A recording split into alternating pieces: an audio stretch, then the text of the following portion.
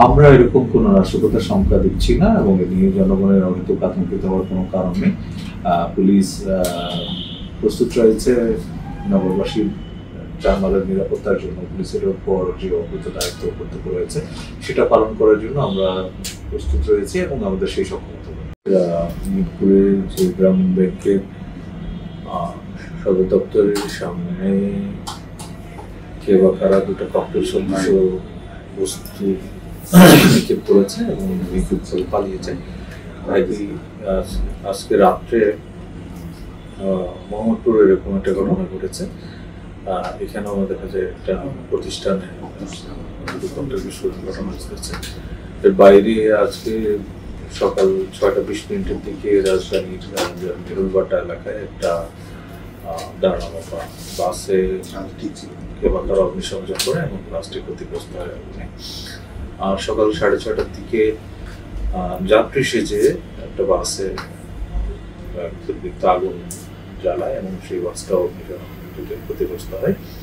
এই বিষয়গুলো আমরা ক্ষতি দেখছি এবং দ্রুত তদন্ত করছি, কারা এসব ঘটনার সাথে জড়িত এবং জড়িতদের শনাক্ত করে আইনানুগ নিয়ে আসার জন্য আমরা কাজ করছি।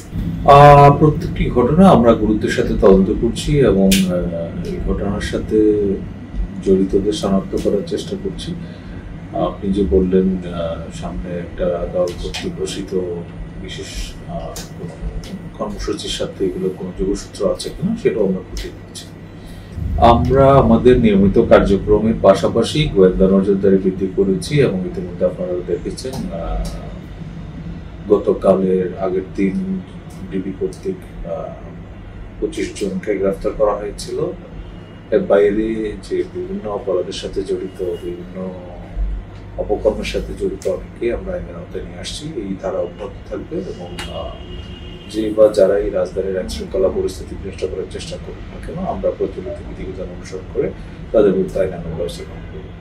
বাড়তি ফোর্স বলতে নগরবাসীর নিরাপত্তা বিধান করা, সেটা আমাদের কাছে মুখ্য বিষয় এবং সেটা করার জন্য আমাদের জনবল এবং লজিস্টিক্সের আমরা পূর্ণাঙ্গ ব্যবহার করবো এবং আমাদের পূর্ণাঙ্গ সক্ষমতা আমরা কাজ করছি। না মানে 13 তারিখ উপলক্ষে আপনারা বৃদ্ধি করেছেন কিনা?